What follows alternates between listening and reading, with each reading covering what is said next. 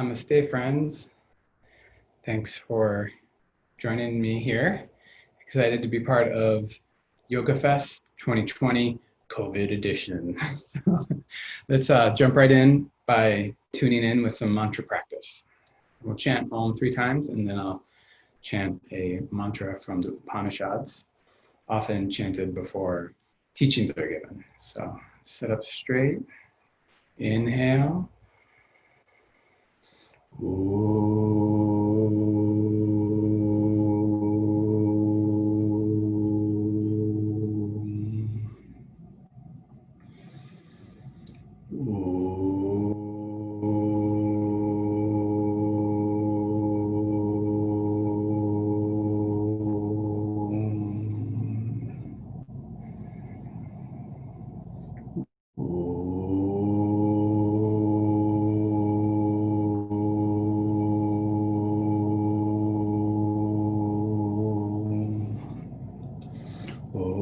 Sahana bhavatu, sahano bhunaktu, sahaviryam garvavahai, tejasvinama vidvashavahai, Om Shanti, Shanti, Shanti.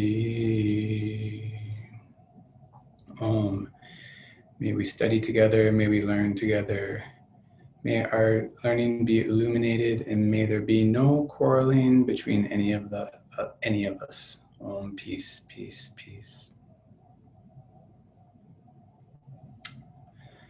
So I'm here in my office, Ann Arbor Massage and Yoga Therapy, on the border between Ann Arbor and Ipsy. I would have done this from home, but we have a baby now, and it's really hot in the house, except for where the baby's at. So here we are, and here is the lecture slides. If anybody wants these slides afterward, they might be good resources. They've got some great scripture quotes in it. You can email me afterwards. But all right, so our topic today is self-care, Shatkriya, and yoga therapy.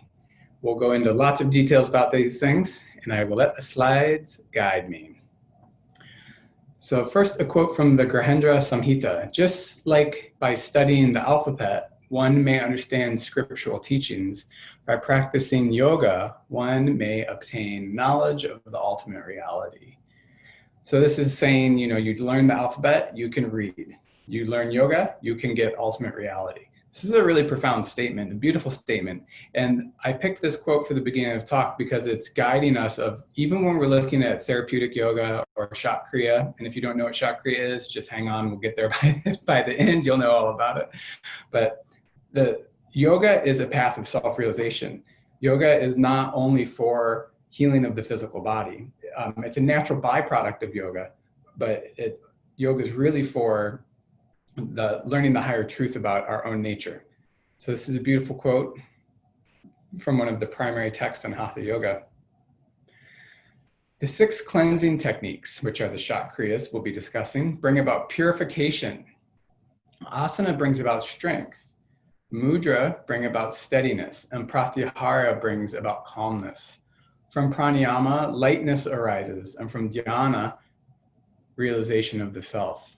Through samadhi arises abstraction and liberation itself. In this, there is no doubt. So these are beautiful quotes again from the Grihindra Samhita, talking about the quality of major yoga practices that we're familiar with. All of these are found in the Ashtanga Yoga, the 8 limbs.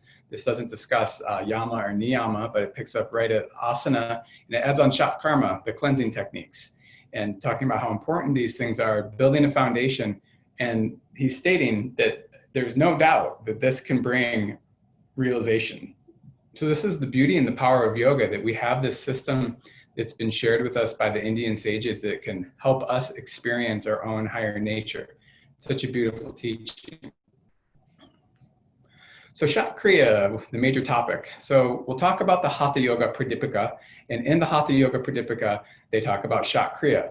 It's also beyond the text. The text, we can always think of text in the larger yoga tradition as a guiding post, but not necessarily the ultimate, especially in the yoga tradition. And Vedanta texts are more absolute. Like you have to be able to back up your claims via the Bhagavad Gita or the Upanishads. But in yoga, there's a lot of practice methods, but you should not be in a lot of contradiction with the Yoga Sutras or with the Hatha Yoga Pradipika if you're practicing Hatha Yoga. They're kind of standards that you can weigh things or get against and to keep you in line. So Shat Kriya is laid out in the Hatha Yoga Pradipika and also the Grihanta Samhita, which I quoted a little while ago. If you haven't ever read these texts, I really recommend it. So I first started to read yogic text when I went to India in 2001, and they were very confusing. I did not know any of it. And then a long while later, after being around a lot of really excellent teachers, I pick up these texts and they're so rich, and I really understand how they relate to the process of self-realization, health, healing, and all the great things that yoga has to offer. So Shat Kriya, the word Shat means 6. Kriya means action or to do. Now, a lot can be said about the word Kriya. I've written a 5-part blog post, and a lot of this lecture is abstracted from part of that. We'll be touching on things in this lecture that aren't in that blog post, but that blog post is very in-depth if you want to learn more about Kriya from a multi-yoga school perspective, and particularly the Yoga Sutras and the Hatha Yoga Pradipika and the standard of how they explain Kriya, and also what some of the breakdowns of the word in Sanskrit. So check that out. But for now, we're just going to keep it simple. And Kriya is action or to do, which is a synonym for karma. They kind of often the words are interchanged. Sometimes people will call Shat Kriya Shat Karma, just changing the word because they're synonyms. So 6 cleansing actions is how we could say it. So it's a physical method of preparation for deeper yoga practices. So before we go really deep into yoga, they recommend that we do things to make the body healthy and strong and to get toxins out of the body, really to clear the subtle channels of the body. It's one thing, the second bullet point, Shat Kriya has therapeutic value, which can be used for general self-care. So we need to be very careful with Shat Kriya. We can use it for general self-care, and as we go through them point by point, talk about which ones are safer and then which ones you really need to be careful with. Some of them can be dangerous if you don't do them well, and if you do them at the wrong time of the year, too enthusiastically or fanatically, we need to be careful about that. So yes, seek out supervision and talk to somebody who has experience with these practices, and there's lots of people who do. So Shat Kriya is preparation method for deeper yoga practices. Oh, this is kind of a repeat of the last one. So again, like we were saying, the Hatha Yoga Pradipika is very important. It's a primary text on Hatha Yoga. It was written by Svatmarama during the Tantric Renaissance. It's a tantric text, but don't get excited. That doesn't mean that it's all about sex. So I'll just be quite blunt here. Tantra has been very misrepresented by many. You can't only blame it on Westerners because Indians have had their hands in it as well. But Tantra actually often teaches celibacy or sexual moderation. And in the Hatha Yoga Pradipika, it talks about sex very little, even though it is a tantric text. The main thing is Hatha Yoga as a whole system is actually a tantric practice. So some of these classifications have gotten very confusing nowadays. And we're going to talk about more of those, like Hatha Yoga and Kundalini Yoga being 2 different things. They're actually non-different. So if we break down the word Hatha Yoga, the name of the text, Hatha Yoga Pradipika, it translates simply as shedding light on Hatha Yoga. So most of you probably know Hatha Yoga means the yogic path of balancing the solar and the lunar energies, the sun and the moon. Ha meaning sun, ta moon, which relates to the Ida and Pingala, which move through the central, next to the central channel and then meet at the nostrils, and then the central channel is Sushumna. Yoga meaning union, and then Pradipika, light on. So when we're talking about sun and moon energies and balancing them, this is to prepare the way for Kundalini to move. The idea that Hatha Yoga is a slow method to opening the Kundalini is a myth. Anyone who's telling you that is not accurate. It depends on if you're only using asanas, you're not practicing the Kundalini aspects of the Hatha Yoga system. You're just using asanas. So that's a different thing than if you're using full system Hatha Yoga, you are actually using the bandhas, the mudras, the breath work, all of those things to stimulate the central channel and to move that energy up. So a fancier way of saying the Hatha Yoga Pradipika is shedding light on the method of balancing sun and moon energies as a method of mystical union. So it's just, I'm doing this to point out how beautiful these words are. Hatha, Hatha means the sun and the moon. It's referring to the process of awakening the Kundalini. Yoga means mystical union with cosmic consciousness, shedding the light on, Pradipika. And then yoga is sort of a method as well. So here I'm referring to yoga as a method and as mystical union. Shedding light on the method of balancing sun and moon energies. Oh, I've got method in there twice, but welcome to my slideshows. Okay, so the first verse in the Hatha Yoga Pradipika, I salute Adinath, Lord Shiva, the primal guru, who taught Parvati Shakti the Hatha Yoga science, which is a staircase for those who wish to attain the most excellent Raja Yoga. This was translated by Swami Vishnu Devananda. I added in everything with brackets to help kind of translate a little bit. Shiva is considered to be the primal guru of yoga. So he's like the root, the foundation. He's where yoga came from. And he's not even he is non-dual. He is everything. You're Shiva, I'm Shiva. God is Shiva, the air is Shiva, the water is Shiva. Nothing is not Shiva according to the non-dual philosophy. So Hatha Yoga is a method to prepare and attain Raja Yoga and Samadhi. So Samadhi and yogic states are the ultimate form of self-healing and self-care. So when we get into the idea of yoga therapy, for yoga therapy to be connected to its spiritual roots, it needs to hold samadhi, because yoga and samadhi are non-different. They should not be separated from each other. Yoga is a method of samadhi. I'm sorry for anyone who doesn't know some of these terms that I'm using. So I guess this is a little bit of like an advanced class, but sit with it. And if this is confusing, these terms I'm using, you can go back and study more, but for other people, it will make sense.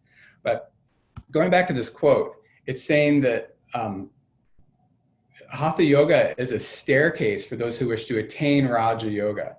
So Raja Yoga is referring to mental control.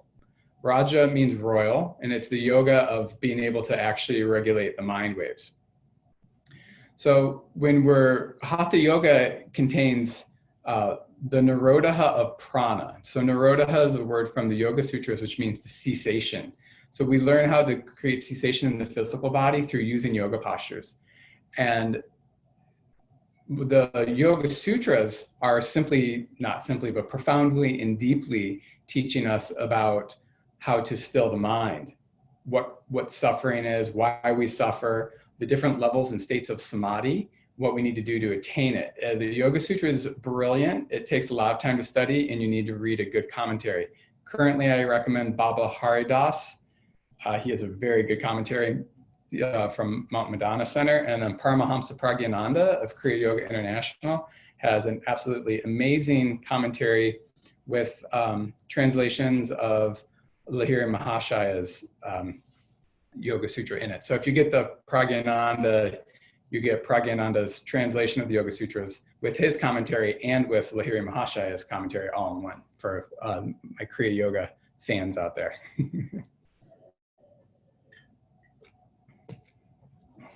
So there's some major topics in the Hatha Yoga Pradipika. And I've broken these into two different slides. So you've got preparatory practices. These are considered more denser practices, which is your diet, which is very important in yoga. And the Hatha Yoga Pradipika has very specific, very clear, really good advice. Actually, for new yoga students, you could just send them right there, and it covers it all. Tells you what to eat and what not to eat. Shat karma, which is what we're discussing here, but that's a different transliteration, the way we have it spelled here. The nadis are subtle energy channels, purification of those via asana, pranayama, diet, and shat karma. So if I could go back in time, I would rearrange this slideshow and I would have it say that diet, shat karma, asana, and pranayama are all methods to purify the nadis so that we can move into the inner practices, working with mudras, bandhas, samadhi, Raja Yoga, and then the inner sound. And then all those work on the psycho-spiritual centers of the chakras and the kundalini. So these are the topics in the Hatha Yoga Pradipika. So hopefully I've excited you now and you want to go read it. There's 4 chapters in the Hatha Yoga Pradipika. The first one discusses, and there'll be other things sprinkled in as well, but asana and diet is in the first one. That's the foundation. Pranayama and Shatkriya is in the second. So we're still dealing with strengthening, getting the body ready, purification. You can't go all the way all at once. If somebody's telling you can, they're misleading you, unless they're talking about direct knowledge, which is different. Waking up, jnana yoga, this is different than preparing the body for practicing samadhi. That's like a big topic that I just dropped a bomb on, and we won't go all into that now. But mudra, bandha, and kundalini awakening are discussed thoroughly in depth in the 3rd chapter. So a lot of Shakti Kriya schools and Kundalini Yoga is taught by Yogi Bhajan. They use a lot of these kind of mudras, bandhas, and then certain breath techniques. Now, Shatkriya and Pranayama is classified in very specific and profound ways in the Hatha Yoga Pradipika. Again, if you want to learn more about that, check out my blog because I've really gone into some detail about that. And then the last chapter talks about how to get into Raja Yoga and Samadhi. And they talk a lot about the inner sound, the Om sound that is always occurring. That sound which is behind everything, around everything, inside of everything. And if you learn to listen to it, it's between the noise, but it's also where the noise is arising out of. It's a really beautiful section, and it's really profound about how to drift into deeper states of meditation. This has significance for all of the different various branches of Kriya Yoga as well, since we're doing this via Song of the Morning. Thought I'd tip the hat to the Song of the Morning friends and elders. Inner sound, in my opinion, is the best meditation. And I don't like to say extreme things like that, but I do think if you're there and you can do it, it's more subtle than mantra. And it can bring you into a deeper state than even mantra. But mantra is a great preparation for inner sound. But that's not the point of the lecture. Okay, so these are just a couple quotes I picked out to point out how Raja Yoga and Hatha Yoga are really non-different from this primary authoritative text, the Hatha Yoga Pradipika. I salute Lord Shiva, we already read this one, but I wanted to have it in the string here, who taught to Parvati the Hatha Yoga Vaidya, which is a staircase for those who wish to attain the most excellent Raja Yoga. It's funny, most excellent, it's like most excellent, and then it's also like Bill and Ted, most excellent. So, the various asanas, the kumbhakas, which is the space between the breath or breath retention. We could talk a lot about that, but not now. And the various mudras of Hatha Yoga should be practiced only so long as one does not attain Raja Yoga. So they're saying that all of these physical practices and even these subtle ones of breath control, breath regulation, and mudras, and we're not just only talking about finger mudras, but we're talking about Maha Mudra, Ashwini Mudra, Vajroli Mudra. There's inner locks that people work with. All of those mudras, they're saying that you need to keep doing those as long as you haven't gotten into the place where you're working specifically and only with the mind. Excuse me. So again, this is referring to Raja Yoga as being a pinnacle of practice. There is no earth without Raja Yoga. There is no night without Raja Yoga. The various mudras become useless without Raja Yoga. So this is a funny thing because they're saying that there should be, you can't do them without, but then you also shouldn't stop until you get it. So it's this elusive thing, how to enter into the mind waves. There's a very good thing, Dr. David Frawley's work, Vamadeva Shastri, Acharya Vamadeva Shastri, whose work I've been following for a long time, very loyally. I love his work. The 15-fold non-dualistic path of Adi Shankaracharya. I would check out reading that. It talks a lot about what Raja Yoga is from a non-dual perspective. So these are just a couple ideas about how Raja Yoga is important in Hatha Yoga. And then just to help dispel this myth that Kundalini Yoga and Hatha Yoga are two separate things. And I just want to clarify again, if you're only doing asana, if you're only doing sun salutations, you're just doing Matsundra asana, just like Cobra pose, you're kind of playing with Kundalini, but you're not going direct as when you get into the whole system of Hatha Yoga. So here's just a couple, and there's tons of quotes about Kundalini in the Hatha Yoga Pradipika. As Ananta, the Lord of serpents, supports this whole universe with its mountains and forests, so Kundalini is the main support of all yoga practices. When the sleeping Kundalini is roused by the grace of the Guru, then all the lotuses and knots, or granthis, are pierced. The Sushumna becomes the royal road for the prana. The mind remains suspended and the yogi cheats death. So those two are next to each other. So, and then 3.5, I skipped 3.4 because it was a little esoteric and not relating directly to the topic. But so the yogi should carefully practice the various mudras to rouse the great goddess Kundalini that sleeps, flossing the mouth of the, closing the mouth of Sushumna, the doorway to the absolute. So it's saying that the Sushumna is closed, and that if we practice these bandhas and mudras, that things will open.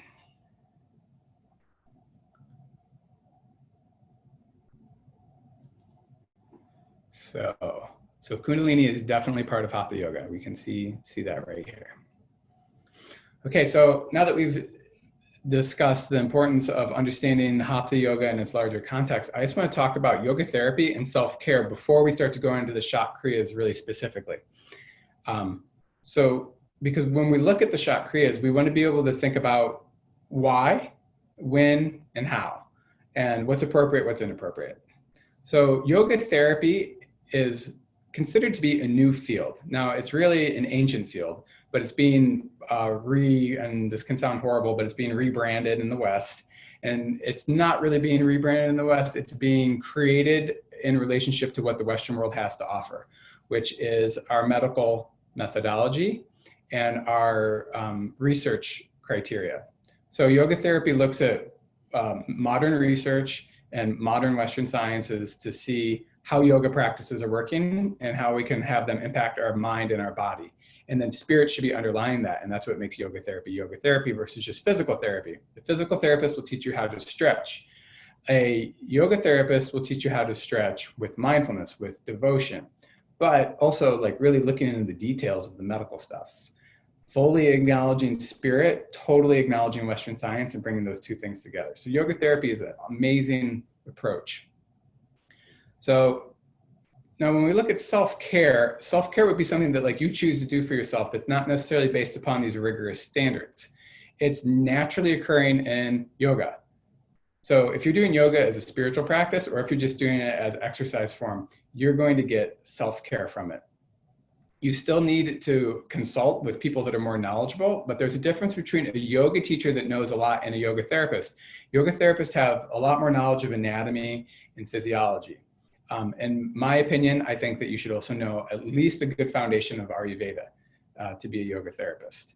I'm a yoga therapist, I didn't bring that up, but I do my private practice here in Ann Arbor as an extension and part of my bodywork practice. So generally with yoga and self-care, we should be doing mild and safe things. We don't want to be doing extreme things. And sometimes it's based upon like, I just had this feeling like I should try this healing routine. And so that's different than something being based upon objective evidence that has been proven and agreed upon by a group of peers, which is what we're doing in the yoga therapy world.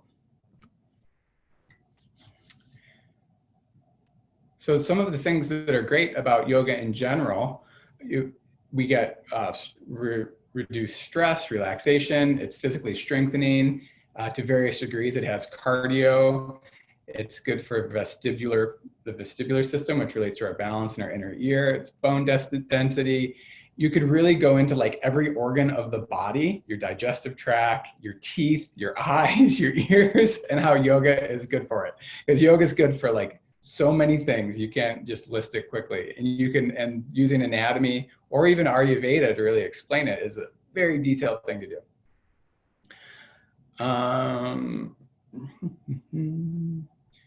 So I'm a big advocate that heavy pranayama needs to be approached very cautiously, or it can lead to a lot of ego development. So sometimes it can lead to physical agitation, but even more commonly, it can relate to a lot of exaggerated pride. So we need to be careful with heavy breath work and make sure that we're using the heavy breath work, if we even need heavy breath work, to float into the void and experience oneness, where then love expands, instead of using the heavy breath work to get stronger and to reinforce the ego. So we need to be really careful with practices that are suggesting heavy breath work. And I can talk about this a lot because I used to do a lot of it. So we want to be safe when we are doing yoga for our own self-prescriptions. Okay, so Shat Kriya. Here we go. Now we're going to get into the meat of it. I just have been doing general overview kind of stuff to kind of paint some pictures before we really focus on Shat Kriya. So the 6 Shat Kriyas, actions, are Dauti, Basti, Neti, Trataka, Nali, and Kapalabhati. So Dauti generally just means cleansing of any sort. Actually, hold on one second. Okay, we'll go over them. I've got a slide for each one of them. So Dauti means cleansing in general, but particularly in Shat Kriya, it's referring to cleansing the digestive tract. There is a practice, it's very common in Kundalini Yoga, as taught by Yogi Bhajan, but he doesn't use a Sanskrit name for it so much, is just pumping the navel. So it's when you pull your navel in towards your spine, especially when you're retaining your breath. So Agnisar Dauti is one of these, and it's a yoga practice that's safe unless you have some sort of medical condition. One thing that's good to know about is IUDs, for any of the ladies out there. It's counterindicated. It's counterindicated during the downward moving energy of menstruation because it pushes energy up and it can mess with your period. If you have hernias, any serious problems with your colon, anything in your digestion that's extreme, you would need to be careful. But if you have mild digestive problems, it can be very, very, very helpful. It's amazing practice to pump your navel. It really moves everything around so that it can eliminate. Stir up the digestive fire so everything can go down. So it's a great one of the Dautis that you can use. There's a lot of Dautis and they're listed in detail in some of the texts, but then if you get different teachers, different ways. Another one that this is one that you need to be careful with, which is purgation. I've seen people really screw themselves up with doing purgation, and I've also heard of people who do purgation every day, and it works out well for them.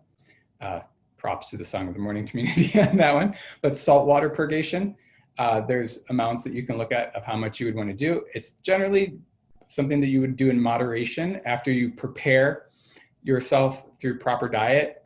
You go on like a panchakarma type diet where you reduce food and then you try to do things to get to release. But sometimes people just do it as general maintenance too, to flush the colon. You feel really light afterwards and you should generally rest after doing it. Castor oil is a little bit more intense. More than purgation, I wouldn't recommend just starting to do purgation personally. Now, I don't want to disagree with anybody who does this as a regular practice, but it's just my opinion. And if it works for people, it varies quite a bit. But in Ayurveda, you would not suggest doing saltwater purgation every day. You'd only be under specific times for specific reasons, which is a yoga therapy thing. And also Ayurveda is specific times for specific reasons to reduce specific doshas from the body, to clear vata, pitta, or kapha. So Dauti is really good for cleansing the whole GI tract. The GI tract starts here and it ends at the anus. So when you're taking in the purgative of the salt water or the castor oil, it goes all the way through. But it's particularly best for pitta, reducing pitta dosha, too much heat in the system. But it's also good for vata and kapha. Kapha generally will want to come out this way through vamana, which is not one of the Shat Kriyas. It is one of the panchakarmas of induced vomiting. just for the record, if you're a nauseous type, it's going to get very medical from here on out. There's lots of body talk. So, but as what I really do recommend for people for gentle cleansing of the GI tract is Triphala in small doses. Triphala is generally tridoshic. Sometimes if you take too much, it can agitate vata, but generally it's good. Especially if you start with a small dose. If you get a powder, you can get it from Banyan Botanicals, and start with like, a quarter of a teaspoon, and do that for a few days and see if you notice anything change in your elimination. And then you can bump it up to half a teaspoon, work your way up to 1 whole teaspoon. And then if you take large amounts of it, and I've never done this, it actually acts as a purgative as well. Hold on, I need to get back in my cross-leg position. So psyllium husk is good. It's not habit forming. It's bulking. It can be drying. It's great for removing pitta and kapha from the system. And flax seeds are actually really good and gentle. So all of these things are nice things that you can do that aren't going to blow you out. They're not going to injure your digestive system. So they're nice, like general self-care practices that would be good for anybody. You don't need to consult with a yoga therapist to see when, where, and how, if you should drink a lot of salt water. And navel pumping is also very good. So that's the first one. Dauti. Basti. Enemas. So someone's probably giggling now that I said enemas. So first thing we need to say about enema. In Ayurveda, enemas are given in very, very small proportions compared to what we do in the West, especially colonics. Colonics are very invasive. They release all this water into you, and then you let it out, and you do this for like an hour. It's very, water is drying. Oil is moisturizing. So you probably maybe have experienced water drying your skin out before, and the colon, being that it doesn't easily receive water into it, if it's flushing in and out, it's drying. And the last thing you want to do, according to Ayurveda and yoga, is dry out your colon. You want to moisturize your colon. So, in Ayurveda and yoga, particularly more Ayurveda, I should say, there's a lot of oil bastis. There's a little bit of information about this on my blog. Don't go doing a lot of, this is the kind of thing that can be dangerous, doing enemas for no good reason. Sometimes people have eating disorders. Sometimes people are obsessed with cleanliness and they think they need to cleanse all the time. You don't need to cleanse that often. You need to build your tissues and become strong and healthy. That being said, matra bastis, which are the simplest, and my blog, there's some links that you can go to that explain how to do safe, non-invasive bastis that are tridoshic, meaning they're good for all body types. They're very good for vata dosha, help remove accumulated vata. And if you do it and you don't overdo it, and it's very easy to want to overdo it, they're great. I've done a good amount of them, and it's helped me with some of my medical conditions and my overall immunity. In some of the classical Hatha Yoga texts, they'll talk about gently inserting a bamboo stick into your anus and then using the abdominal strength to draw the water up. This is pretty hard to do. I've tried before and I actually had a little bit of success. You have to have a pretty strong Uddiyana Bandha and Nali, those kinds of practices to be able to actually get the water up into your colon. You need to be careful with this, especially since most water nowadays has a lot of chemicals in it. And then you need to be careful of other infections that could happen because you don't want to draw too much of the wrong water up into your colon. So yeah, within Ayurveda, bastis is a huge practice. And there's more than just anal bastis. There's like if you put a dam of dough around your eyes and then put ghee in it, that's considered a basti. There's lots of different kinds of bastis. So it basically means like a bladder, like bringing something into an area. So there's more information here, and then there's other people you can learn even more about this stuff, the in-depth Ayurvedic stuff. I don't know all that. You need to talk to an Ayurvedic doctor, but they get very specific to reduce dosha accumulation. So it's important to know your scope of practice, you know? So like I'm a Ayurvedic health consultant. I am not an Ayurvedic doctor. So there's lots of things I can help people with, and there's lots of things that are out of my scope of practice. And we should all have that humility to say, no, I can't help. Go see that person. Or I don't know anyone who actually does it, but I've just read about it. Those are good things to be clear about. So neti pot is one of the shot kriyas. So most of you have probably heard of good old nasal irrigation. It's fun. It's pretty safe. There has been some tragedies where people have had bad water and then things have gotten up and they've died from it. So you want to use purified water, definitely. Some people say distilled. I think any well-purified water would do, and you want to have your salt proportion right. Now, Dr. David Frawley wrote a really good book called Neti. I forget the whole name of it. It's excellent, and you can learn more about a lot of easy things that you could add into your personal self-care routine if you deal with any sinus issues. And for some people, neti pot backfires. They'll do it and then the water gets stuck up there and they do it every day and it still doesn't help them. Other people, it's like a miracle cure. And that's because it has a lot to do with doshas. So you might need more oil. So a cleansing, salt water is cleansing. But it's also slightly nourishing. So it's a mix. It's very ideal. But some people, they need more oil to moisturize their nose more. And then things will start to come out. So, and then there's lots of, they're called nasya in Ayurveda, and there's lots of nasya oils. Generally, you don't want to just start putting the fancier nasya oils up your nose without talking to someone who knows a lot about them.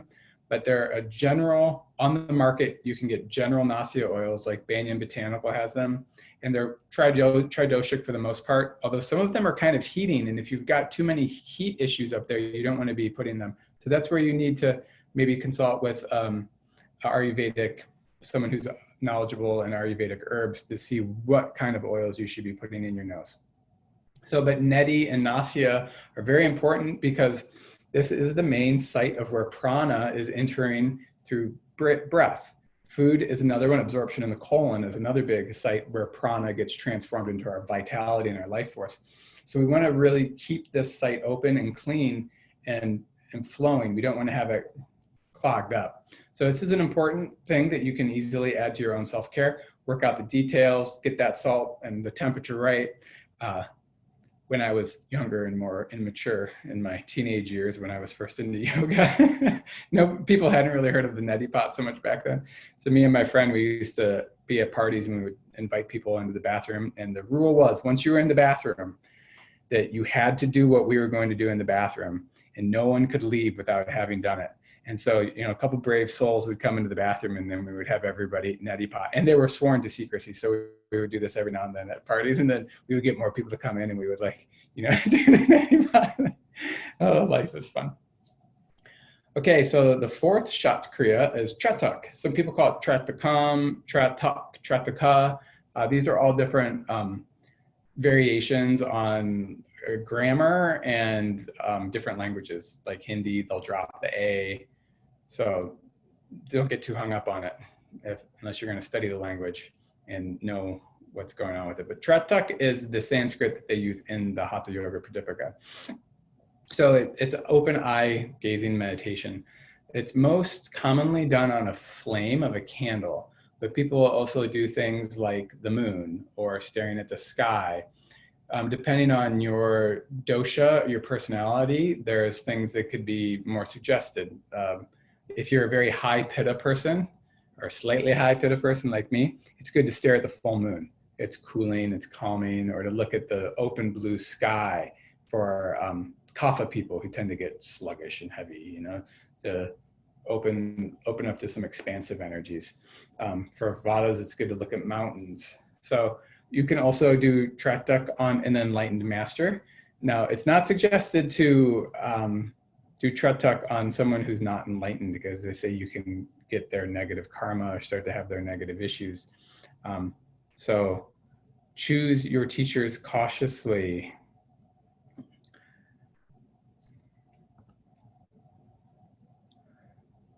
Nali. So Nali is a complicated version of Agni Sardauti. So Agni Sardauti is what we talked about earlier, when you pump your navel back and forth. Nali is when you're actually rolling and you pull in one side and then you do the other and you get it on the other, and you have to, it's kind of like Uddiyana Bandha, but then you isolate and you cycle through. It's powerful when you can actually do a full nali. It's safe in most cases. I talked about the counterindications earlier when we were talking about Agni Saradhati, and there are some of them, but it's good for most people. I don't know why we're working with diet. Oh, yes. Okay. It's a really important cornerstone of our daily practice to do some abdominal cleansing, stimulating exercises that cause things to move along. If you work with your diet, so you have a good yogic diet, and you're doing a lot of this abdominal work, it quickens the transformation of your tissues. So they say, it is said that it takes 7 years and then you develop all new cells in your body. So you're not the same person that you were 7 years ago. There's like no cells that were the same. So our diet and our food creates the quality of our tissues. If we have accumulated dosha, vata, pitta, or kapha, that will create imbalance. So you need to have a little bit of vata, pitta, and kapha, air, fire, and phlegm, right?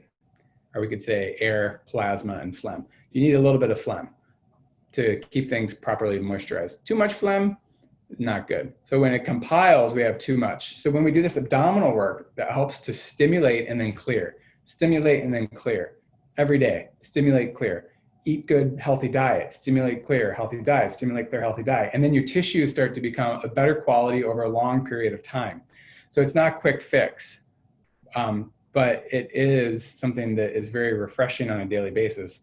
So while it's actually is deeply satisfying in the short term, but over the long run, it has even more and more and more benefits if you can keep that diet clean. It's a little tricky.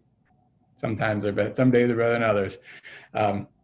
So a good healthy diet and then lots of abdominal work. And Nali is a little harder to learn. And Agni Saradhati, or even in Yogi Bhajan tradition, Sat Kriya is a great practice to stimulate the navel for downward moving energy. Now, I will talk about this a lot in my blog, is Sat Kriya, no H. It's a Yogi Bhajan practice, Sat Kriya. Is it really good for the nervous system? It's not as good as meditation. It's not as good as Shavasana. It's good for changing the tissues of your body so that over time your nervous system can get more refined. So it quickens your digestive and assimilation to creating a more yogic body. So I say a lot about that in the blog, and you can check it out. I don't mean to be selling my blog, but it's just really good information that I spent a lot of time. So somebody better read it. A lot of people have been reading it, so that's good. So I'm just like talking at the computer here. It's kind of funny. So I hope you're having fun looking at your computer too. Okay, Kapalabhati. Oh yes, skull shining breath. And some people call it breath of fire. There's two different breaths. There's bellows breath, Bastrika.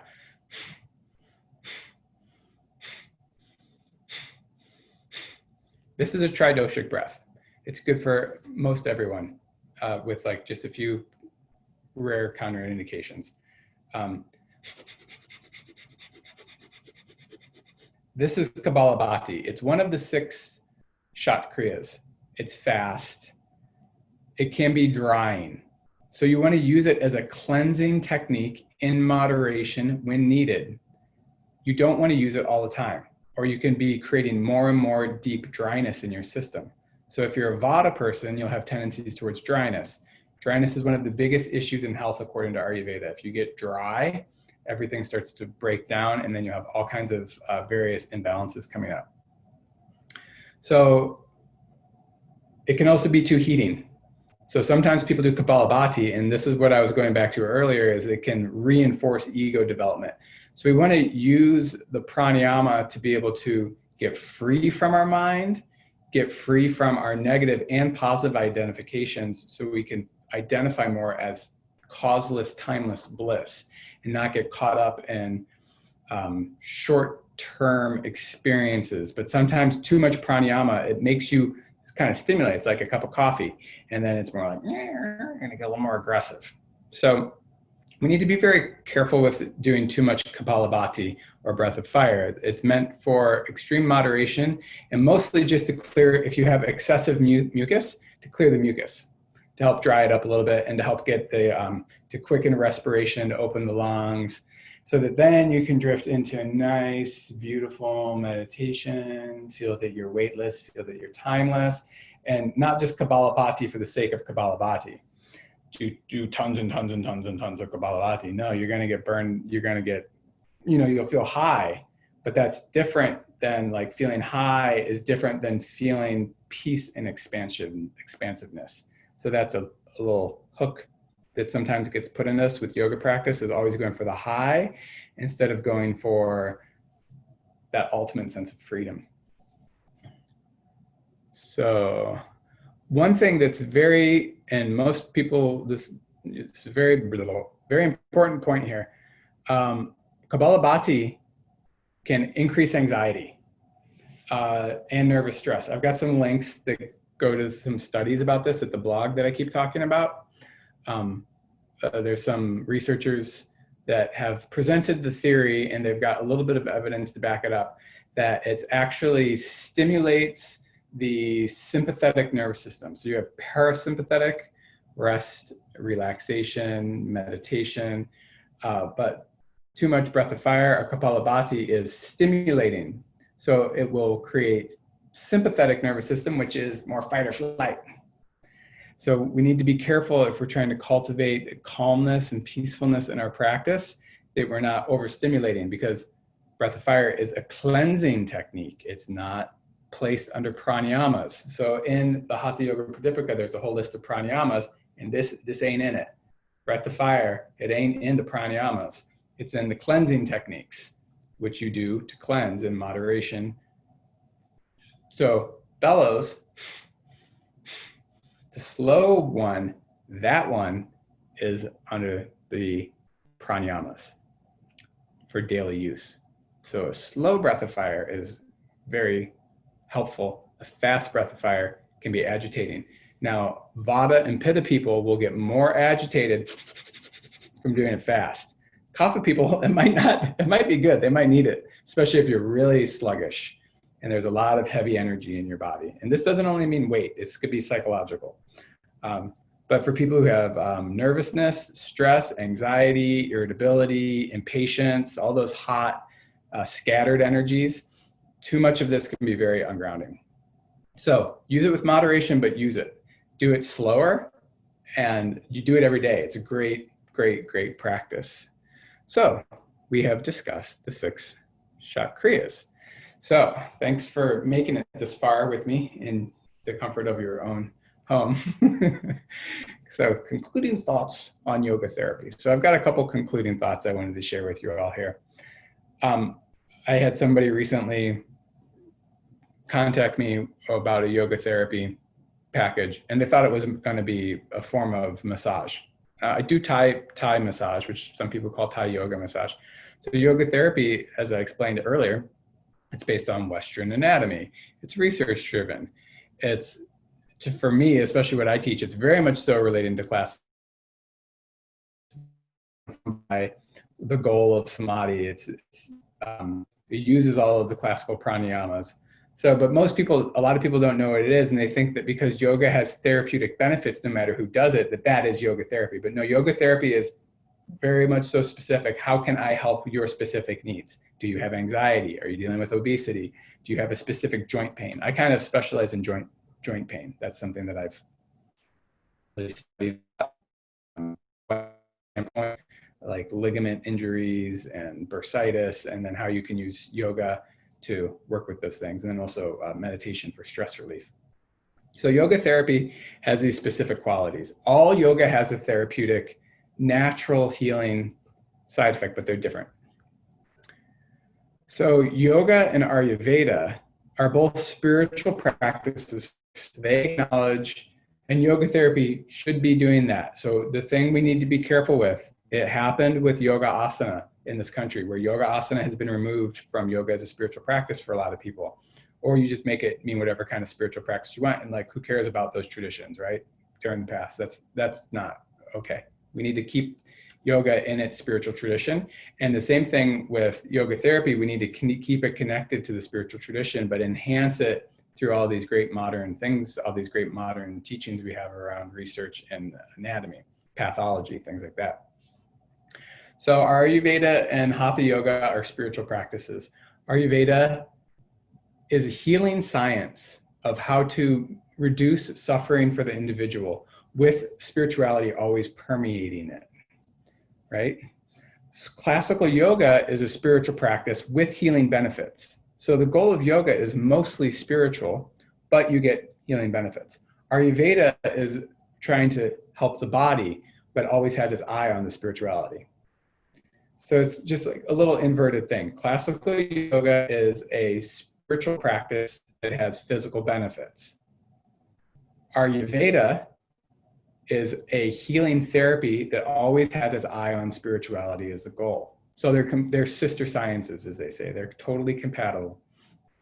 And in both of these systems, they acknowledge that when you have samadhi or moksha, nirvana, enlightenment, that's the highest healing you can have. So even if your body suffers, once you have samadhi or moksha, it's not the same as regular ordinary suffering because you're in a transcendent state. The body will die.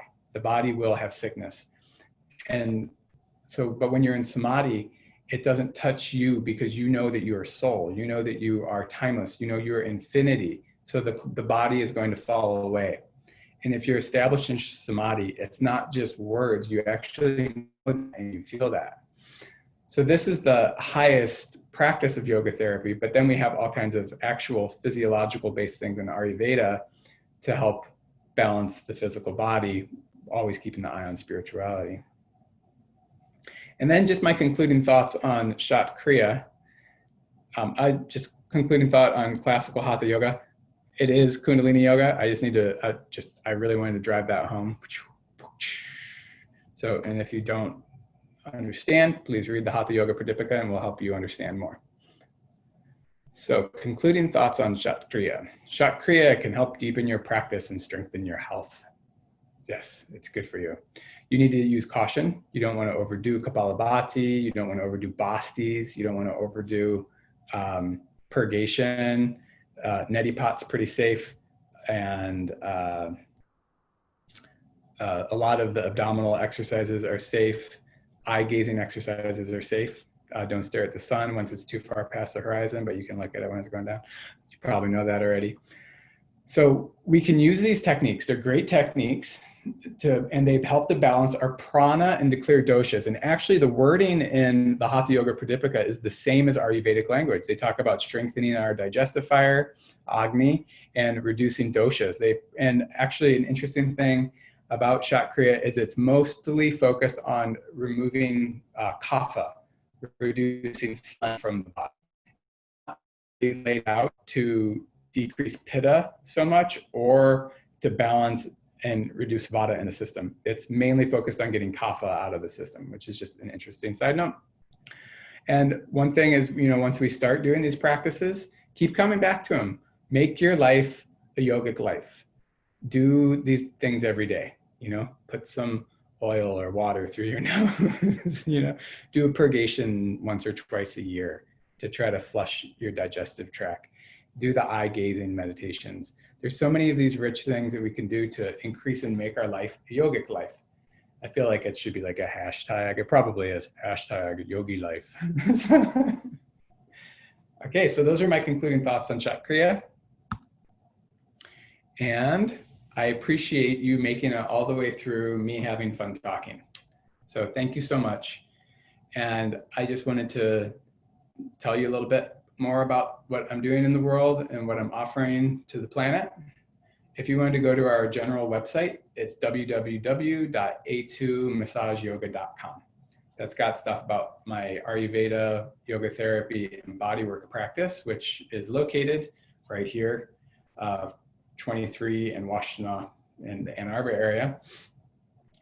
We're developing online courses, and some of them are going to be very, very in-depth about yoga therapy and Ayurveda and anatomy, and I love yoga philosophy. So keep your eye on that. We've only got a little bit up there now, but more is to come. And the blog that I was referring to, you can find it at www.a2massageyoga.mykajabi.com. I don't know why that slash is there at the end, but yep. So check that out if you want to read the blog. And I have more blogs coming out soon, and some of them are very in-depth. So, and then I run a 200-hour yoga teacher training at Schoolcraft Community College. It's starting September 10th. It might be, and I don't know at this moment of making this video, we might be completely online all year, which would open up more people to come, but I like to be in person with people because it's fun and it's better for some of the postural analysis that we do. But depending on what happens, we might be online, so keep your eyes on that if you don't live in the Oakland, Wayne, Washtenaw areas. And then, you know, we're always available to come out and do some kirtan and chanting. We meaning me and my multiple personalities, and maybe the band that we might be able to pull together. So we'd love to serve the world through healing arts and yoga, and really blessed to do that. And thank you all for your support for all the years, and special thanks to Song of the Morning. Thank you for putting together this online training for all of us, this online teaching platform, so that we could have cyber community, cyber satsang this year. And so many blessings to Song of the Morning. May you continue to prosper and be beautiful as you've always been. And that's all, folks. We'll chant a couple closing mantras. There's my email if you ever want to just reach out. We'll close with a few mantras. If you know them, you can chant along. We'll chant to the Supreme Being, asking to be led from the unreal to the real, from darkness to light, from death to knowledge of the immortal state. And then we'll pray for all beings everywhere and all times and places to be happy and free. And that is an important mantra these days for all of us that have been suffering. So we'll chant that mantra. So inhale. Om Masato Ma Sadgamaya Tamaso Ma Jyotir Gamaya Mrityor Ma Mritam Gamaya.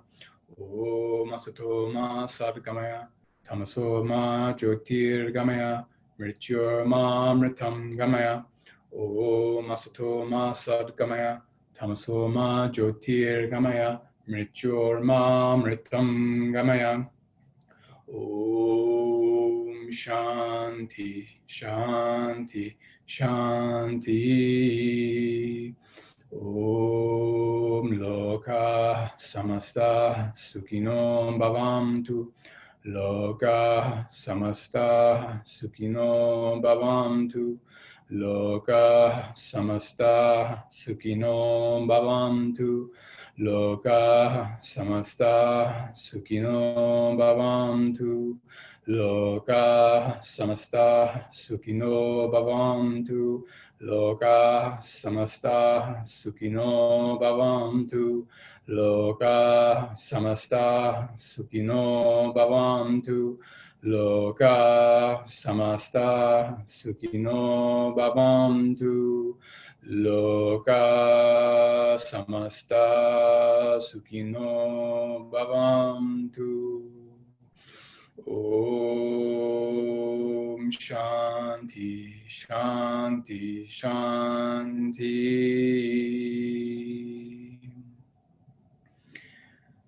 May all beings everywhere, in all times and places, be happy and free. Om, peace, peace, peace. Om, tat, sat, om. This is om, that is om. Everything is om. Namaste, friends.